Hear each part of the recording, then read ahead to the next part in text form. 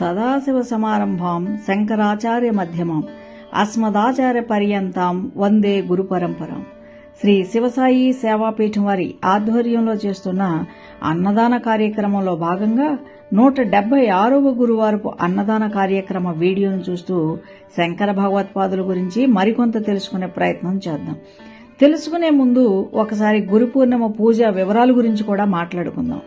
2025 July 10వ తారీఖు గురు పూర్ణిమ సందర్భంగా జూన్ 27వ తేదీ ఉదయం 10:15 జోలిధారణ చేసి భిక్ష తీసుకొనడం ప్రారంభించి జూలై 8వ తేదీతో భిక్ష తీసుకోవటం ముగుస్తుంది. ఈ భిక్ష సంవత్సర కాలం పాటు చేసే అన్నదాన కార్యక్రమానికి ఒక ప్రాణం లాంటిది. ప్రతి గురువారం 300 నుండి 400 మంది వరకు పెట్టడానికి ఇదే ఊపిరినిస్తుంది. ఇంకా జూలై 10వ తారీఖు ఉదయం పూజ చేయబోయే దంపతులతో గణపతి పూజతో ప్రారంభించి బాబావారిని మంగళ వాయిద్యాలతో ఊరేగింపుతో పూజా మండపం దగ్గరికి తీసుకువెళ్లటం జరుగుతుంది.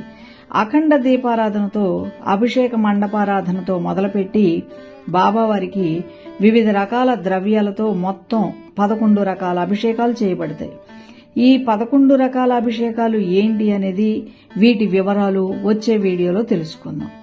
ఈ అభిషేకాల అనంతరం బాబావారికి అష్టోత్తర పూజ చేసి పూలతో అభిషేకించి ప్రసాద నివేదన చేసి పూజా కార్యక్రమం చూడటానికి వచ్చిన వారందరికీ అన్నప్రసాద వితరణ చేయడం జరుగుతుంది. 500 నుండి 600 మంది వరకు ఈ భోజనాన్ని స్వీకరిస్తారు.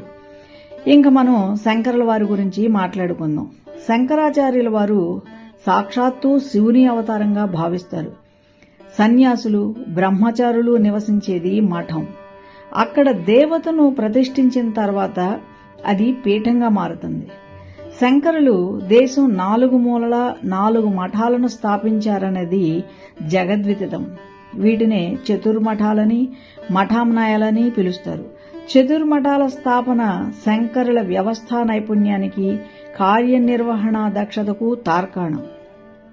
హిందూ ధర్మాన్ని పునర్జింపజేయటానికి సుస్థిరం చేయటానికి వ్యాప్తి చేయటానికి కేంద్రాలుగా పనిచేసే ఈ 4 మఠాల నిర్వహణ క్రమం అప్పటి నుంచి నేటి వరకు అవిచ్ఛిన్నంగా సాగుతూనే వస్తుందంటే శంకరుల వారు ఏ ప్రాతిపదికపై ఎంత పటిష్టంగా నిర్మించారో తెలుస్తుంది.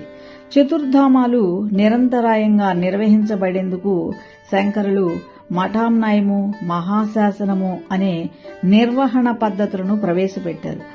మఠామ్నాయము మహాశాసనములు నేటి ఆధునిక కంపెనీలు తయారు చేసుకునే నిర్వహణ స్వరూపమైన memorandum of association, articles of association అనే 2 ప్రధాన పత్రాలు వంటివి.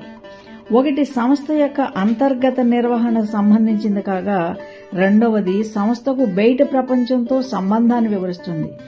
నేటి ఆధునిక పద్ధతులను శంకరుల వారు ఆనాడే మఠాల నిర్వహణ కొరకు ప్రవేశపెట్టడం జరిగింది.